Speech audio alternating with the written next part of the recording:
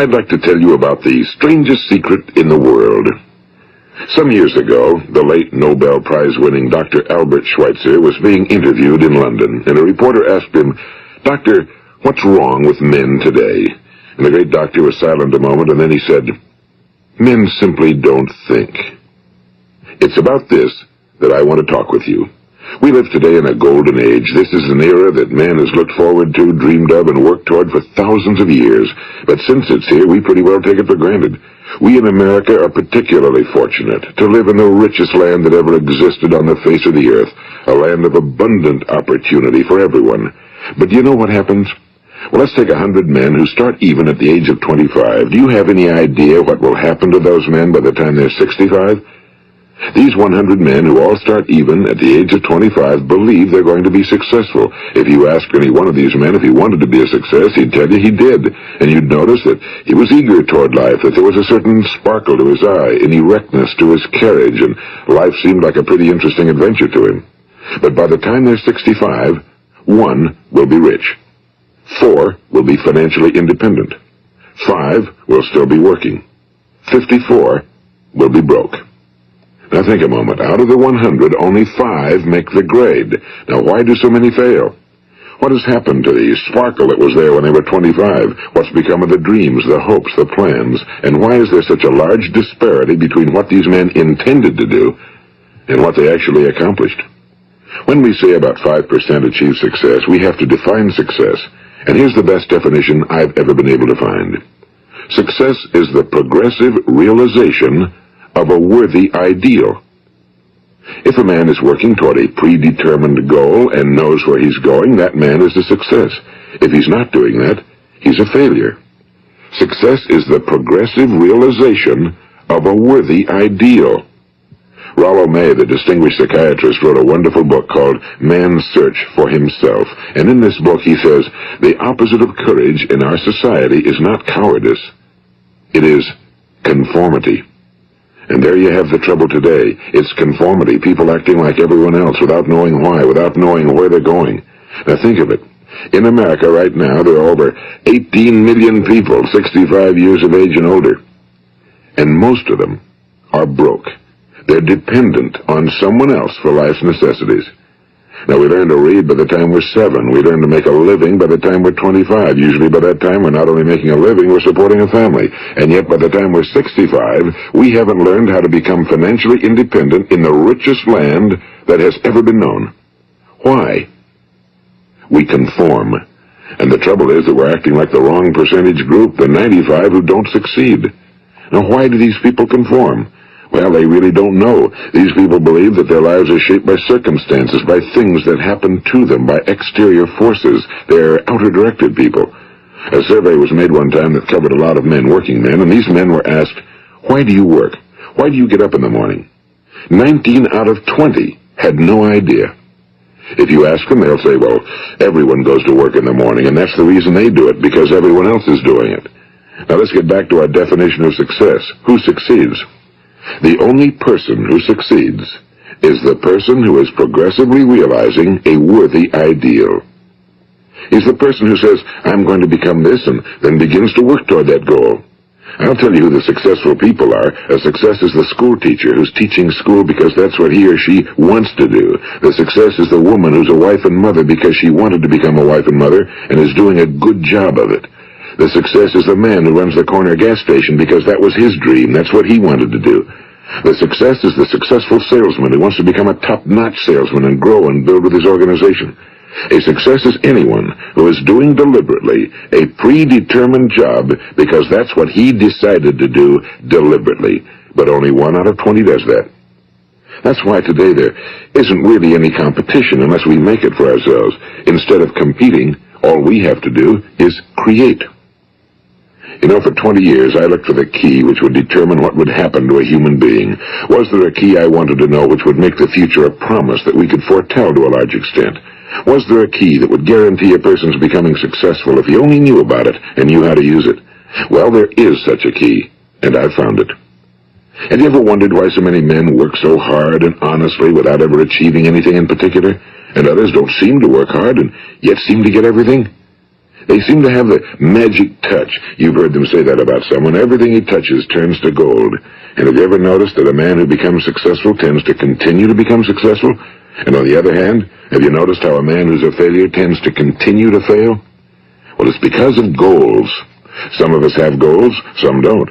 People with goals succeed because they know where they're going. It's that simple. Think of a ship leaving a harbor, and think of it with the complete voyage mapped out and planned. The captain and crew know exactly where it's going and how long it'll take. It has a definite goal. Now, 9,999 times out of 10,000, it will get to where it started out to get. Now let's take another ship, just like the first, only let's not put a crew on it or a captain at the helm. Let's give it no aiming point, no goal, no destination. We just start the engines and let it go. I think you'll agree with me that if it gets out of the harbor at all, it will either sink or wind up on some deserted beach, a derelict. It can't go anyplace because it has no destination and no guidance, and it's the same with a human being. Take the salesman, for example. There's no other person in the world today with the future of a good salesman. Selling is the world's highest paid profession, if we're good at it, and if we know where we're going. Every company needs top-notch salesmen, and they reward those men. The sky's the limit for them. But how many can you find? Someone once said the human race is fixed, not to prevent the strong from winning, but to prevent the weak from losing. The American economy today can be likened to a convoy in time of war. The entire economy is slowed down to protect its weakest link, just as the convoy had to go at the speed that would permit its slowest vessel to remain in formation. That's why it's so easy to make a living today. It takes no particular brains or talent to make a living and support a family today. So we have a plateau of so-called security, if that's what a person's looking for. But we do have to decide how high above this plateau we want to aim. Now let's get back to the strangest secret in the world, the story that I wanted to tell you today. Why do men with goals succeed in life and men without them fail? Well, let me tell you something which, if you really understand it, will alter your life immediately. If you understand completely what I'm going to tell you from this moment on, your life will never be the same again. You will suddenly find that good luck just seems to be attracted to you. The things you want just seem to fall in line, and from now on you won't have the problems, the worries, the gnawing lump of anxiety that perhaps you've experienced before. Doubt, fear, well, they'll be things of the past. Here's the key to success, and the key to failure. We become what we think about. Now let me say that again. We become what we think about.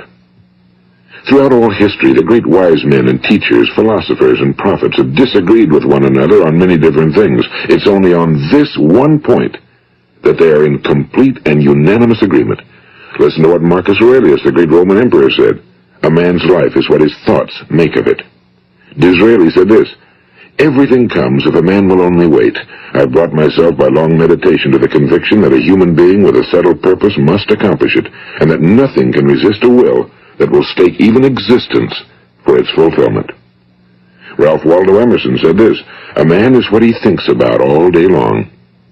William James said, the greatest discovery of my generation is that human beings can alter their lives by altering their attitudes of mind. And he also said, we need only in cold blood act as if the thing in question were real, and it will become infallibly real by growing into such a connection with our life that it will become real. It will become so knit with habit and emotion that our interest in it will be those which characterize belief. And he also said, if you only care enough for a result, you will almost certainly attain it. If you wish to be rich, you will be rich. If you wish to be learned, you will be learned. If you wish to be good, you will be good. Only you must then really wish these things, and wish them exclusively, and not wish at the same time 100 other incompatible things just as strongly. In the Bible you read in Mark 9:23, if thou canst believe, all things are possible to him that believeth. My old friend Dr. Norman Vincent Peale put it this way, this is one of the greatest laws in the universe. Fervently do I wish I had discovered it as a very young man. It dawned upon me much later in life, and I found it to be one of the greatest, if not my greatest discovery outside of my relationship to God. The great law, briefly and simply stated, is that if you think in negative terms, you will get negative results. If you think in positive terms, you will achieve positive results. That is the simple fact, he went on to say, which is at the basis of an astonishing law of prosperity and success. In 3 words, believe and succeed. William Shakespeare put it this way: our doubts are traitors and make us lose the good we oft might win by fearing to attempt. George Bernard Shaw said, people are always blaming their circumstances for what they are. I don't believe in circumstances. The people who get on in this world are the people who get up and look for the circumstances they want, and if they can't find them, make them. Well, it's pretty apparent, isn't it? And every person who discovered this for a while believed that he was the first one to work it out. We become what we think about. Now, it stands to reason that a person who's thinking about a concrete and worthwhile goal is going to reach it, because that's what he's thinking about, and we become what we think about. Conversely, the man who has no goal, who doesn't know where he's going, and whose thoughts must therefore be thoughts of confusion and anxiety and fear and worry, becomes what he thinks about. His life becomes one of frustration and fear and anxiety and worry, and if he thinks about nothing, he becomes nothing. Now, how does it work?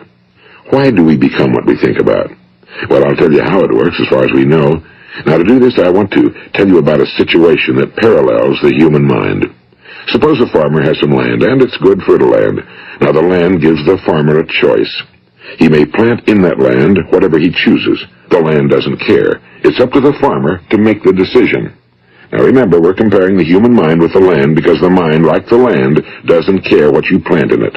It will return what you plant, but it doesn't care what you plant. Now let's say that the farmer has 2 seeds in his hand. One is a seed of corn, the other is nightshade, a deadly poison. He digs 2 little holes in the earth and he plants both seeds, one corn, the other nightshade. He covers up the holes, waters, and takes care of the land, and what will happen? Invariably the land will return what's planted. As it's written in the Bible, as ye sow, so shall ye reap. Now remember, the land doesn't care. It'll return poison in just as wonderful abundance as it will corn. So up come the 2 plants, one corn, one poison. Now, the human mind is far more fertile, far more incredible and mysterious than the land, but it works the same way. It doesn't care what we plant. Success, failure. A concrete, worthwhile goal, or confusion. Misunderstanding, fear, anxiety, and so on. But what we plant, it must return to us.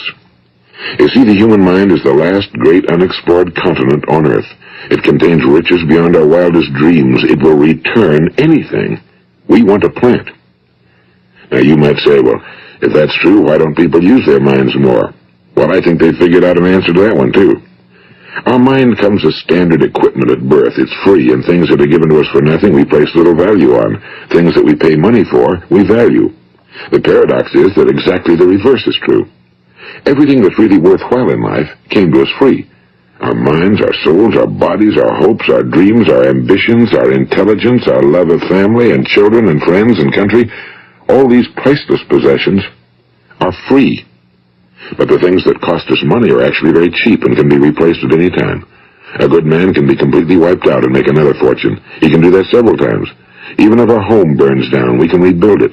But the things we got for nothing, we can never replace.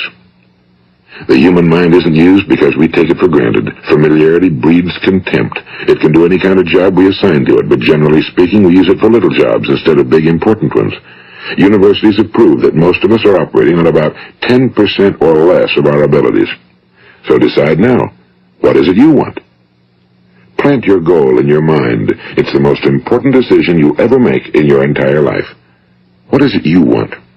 Do you want to be an outstanding salesman? A better worker at your particular job? Do you want to go places in your company? In your community? Do you want to get rich? All you've got to do is plant that seed in your mind, care for it, work steadily toward your goal, and it will become a reality. It not only will, there's no way that it cannot.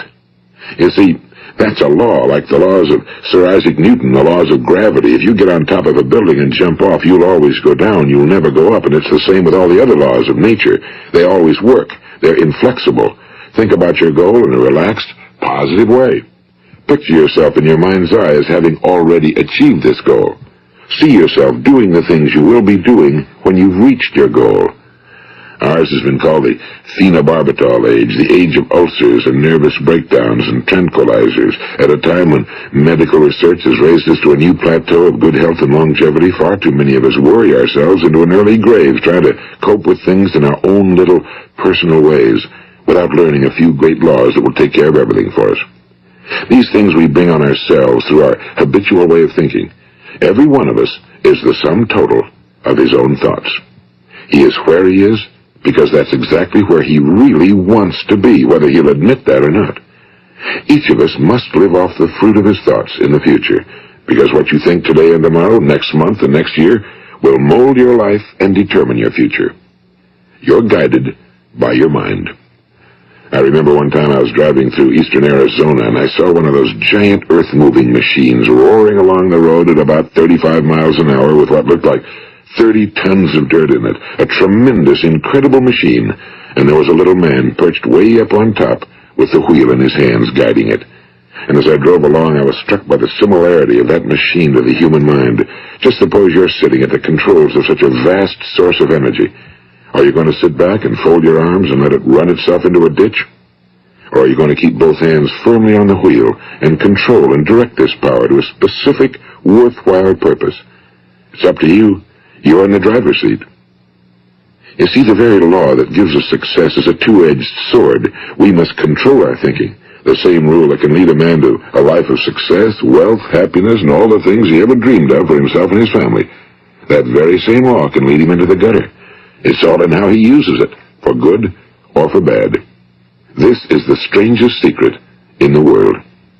Now, why do I say it's strange, and why do I call it a secret? Actually, it isn't a secret at all. It was first promulgated by some of the earliest wise men, and it appears again and again throughout the Bible, but very few people have learned it, understand it. That's why it's strange, and why for some equally strange reason it virtually remains a secret. I believe that you could go out and walk down the main street of your town and ask one man after another what the secret of success is, and you probably wouldn't run into one man in a month who could tell you. Now, this information is enormously valuable to us if we really understand it and apply it. It's valuable to us not only for our own lives, but the lives of those around us, our families, employees, associates, and friends. Life should be an exciting adventure. It should never be a bore. A man should live fully, be alive. He should be glad to get out of bed in the morning. He should be doing a job he likes to do because he does it well. One time I heard Grove Patterson, the great late editor-in-chief of the Toledo Daily Blade, make a speech, and as he concluded his speech, he said something I've never forgotten. He said, "My years in the newspaper business have convinced me of several things. Among them, that people are basically good, and that we came from someplace, and we're going someplace. So we should make our time here an exciting adventure. The architect of the universe didn't build a stairway leading nowhere." And the greatest teacher of all, the carpenter from the plains of Galilee, gave us the secret time and time again. As ye believe, so shall it be done unto you.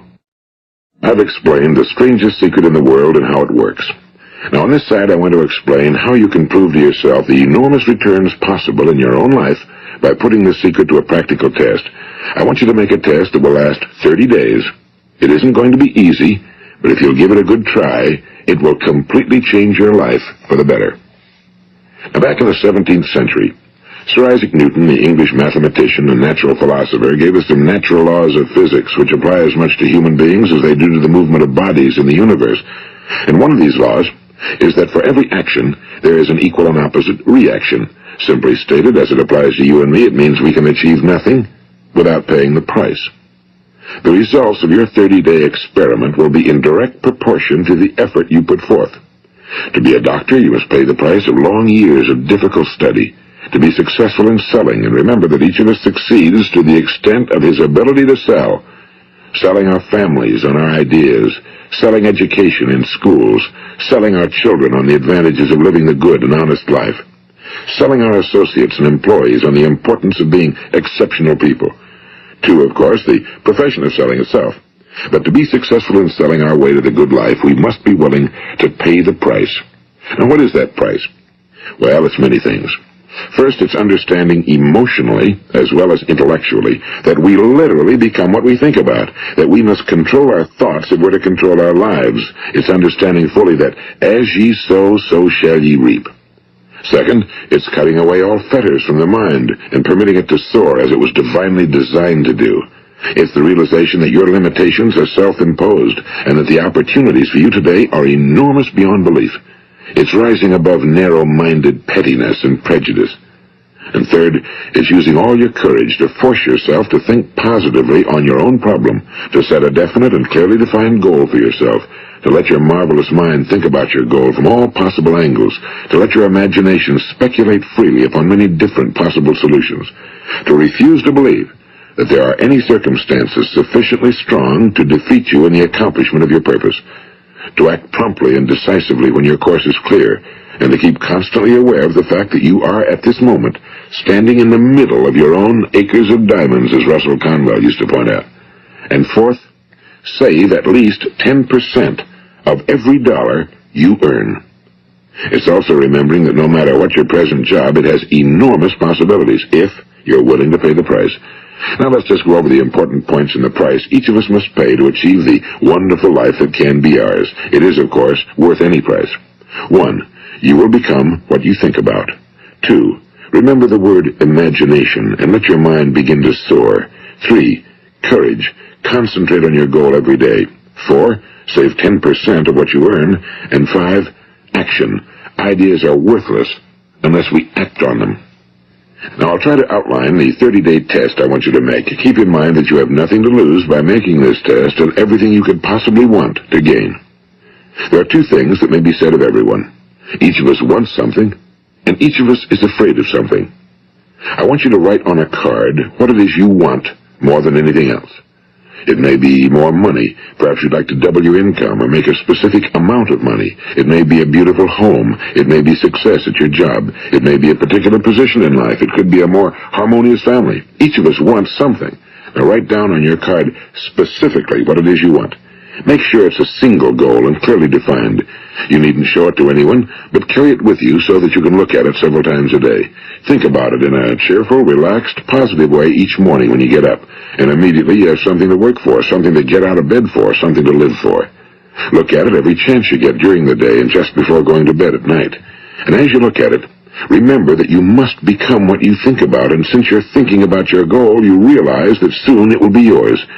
In fact, it's yours really the moment you write it down and begin to think about it. Look at the abundance all around you as you go about your daily business. You have as much right to this abundance as any other living creature. It's yours for the asking. Now we come to the difficult part. Difficult because it means the formation of what is probably a brand new habit, and new habits are not easily formed. Once formed, however, it will follow you for the rest of your life. Stop thinking about what it is you fear. Each time a fearful or negative thought comes into your consciousness, replace it with a mental picture of your positive and worthwhile goal. And there will come times when you'll feel like giving up. It's easier for a human being to think negatively than positively. That's why only 5% are successful. You must begin now to place yourself in that group. For 30 days, you must take control of your mind. It will think about only what you permit it to think about. Each day for this 30-day test, do more than you have to do. In addition to maintaining a cheerful, positive outlook, give of yourself more than you've ever done before. Do this knowing that your returns in life must be in direct proportion to what you give. The moment you decide on a goal to work toward, you're immediately a successful person. You are then in that rare and successful category of people who know where they're going. Out of every 100 people, you belong to the top 5. Don't concern yourself too much with how you're going to achieve your goal. Leave that completely to a power greater than yourself. All you have to do is know where you're going. The answers will come to you of their own accord and at the right time. Remember these words from the Sermon on the Mount, and remember them well. Keep them constantly before you this month of your test. Ask, and it shall be given you. Seek, and ye shall find. Knock, and it shall be opened unto you. For every one that asketh receiveth, and he that seeketh findeth, and to him that knocketh it shall be opened. It's as marvelous and as simple as that. In fact, it's so simple that in our seemingly complicated world, it's difficult for an adult to understand that all he needs is a purpose and faith. For 30 days, do your very best. If you're a salesman, go at it as you've never done before, not in a hectic fashion, but with the calm, cheerful assurance that time well spent will give you the abundance in return you deserve and want. If you're a homemaker, devote your 30-day test to completely giving of yourself without thinking about receiving anything in return, and you'll be amazed at the difference it makes in your life. No matter what your job, do it as you've never done it before for 30 days. And if you've kept your goal before you every day, you'll wonder and marvel at this new life you've found. Dorothea Brand, the outstanding editor and writer, discovered it for herself and tells about it in her fine book, Wake Up and Live. Her entire philosophy is reduced to the words, act as though it were impossible to fail. She made her own test with sincerity and faith, and her entire life was changed to one of overwhelming success. Now, you make your test for 30 full days. Don't start your test until you've made up your mind to stick with it. You see, by being persistent, you're demonstrating faith. Persistence is simply another word for faith. If you didn't have faith, you'd never persist. If you should fail during your first 30 days, by that I mean suddenly find yourself overwhelmed by negative thoughts, you've got to start over again from that point and go 30 more days. Gradually, your new habit will form until you find yourself one of that wonderful minority to whom virtually nothing is impossible. And don't forget the card. It's vitally important as you begin this new way of living. On one side of the card, write your goal, whatever it may be. On the other side, write the words we've quoted from the Sermon on the Mount. Ask, and it shall be given you. Seek, and ye shall find. Knock, and it shall be opened unto you. Nothing great was ever accomplished without inspiration. See that during these crucial first 30 days, your own inspiration is kept at a peak. And above all, don't worry. Worry brings fear, and fear is crippling. The only thing that can cause you to worry during your test is trying to do it all yourself. Know that all you have to do is hold your goal before you. Everything else will take care of itself. Remember also to keep calm and cheerful. Don't let petty things annoy you and get you off course. Now, since making this test is difficult, some will say, why should I bother? Well, look at the alternative. No one wants to be a failure. No one really wants to be a mediocre individual. No one wants a life constantly filled with worry and fear and frustration. Therefore, remember that you must reap that which you sow. If you sow negative thoughts, your life will be filled with negative things. If you sow positive thoughts, your life will be cheerful, successful, and positive. Now, gradually, you'll have a tendency to forget what you've heard on this recording. Play it often. Keep reminding yourself of what you must do to form this new habit. Gather your whole family around at regular intervals and listen to what's been said here. You know, most men will tell you that they want to make money without understanding the law.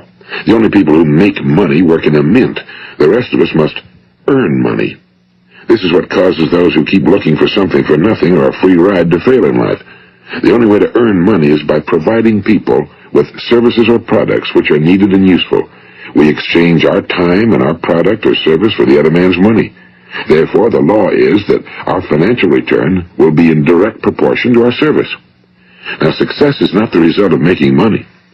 Making money is the result of success, and success is in direct proportion to our service. Most people have this law backwards. They believe that you're successful if you earn a lot of money. The truth is that you can only earn money after you're successful. It's like the story of the man who sat in front of the stove and said to it, give me heat, and then I'll add the wood. How many men and women do you know, or do you suppose there are today, who take the same attitude toward life? There are millions.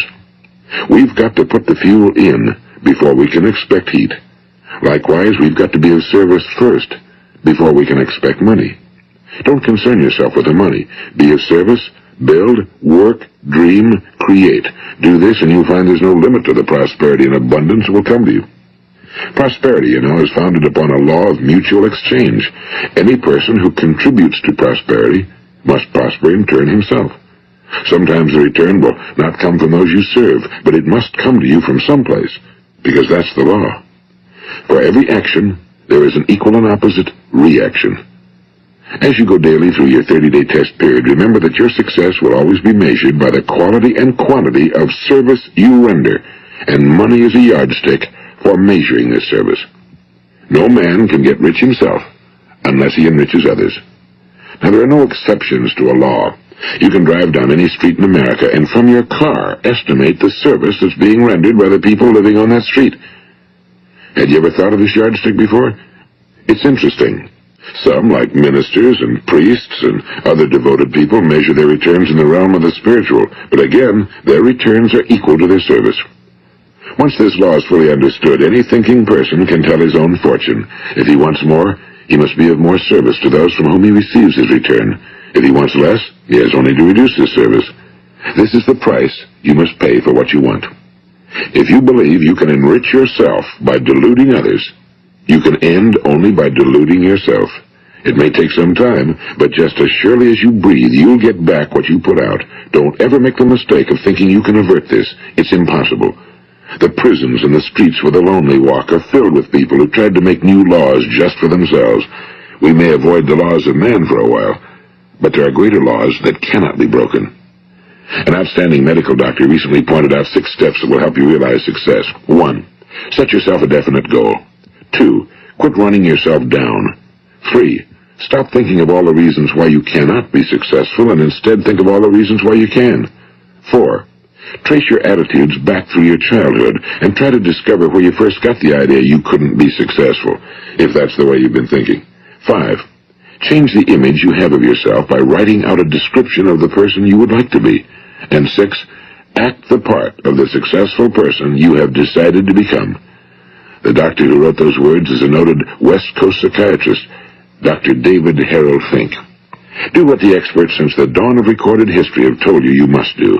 Pay the price by becoming the person you want to become. It's not nearly as difficult as living unsuccessfully. Make your 30-day test, then repeat it again, and each time it will become more a part of you until you'll wonder how you could ever have lived any other way. Live this new way and the floodgates of abundance will open and pour over you more riches than you may have dreamed existed. Money? Yes, lots of it. But what's more important, you'll have peace. You'll be in that wonderful minority who lead calm, cheerful, successful lives. Start today. You have nothing to lose, but you have a whole life to win. This is Earl Nightingale, and thank you.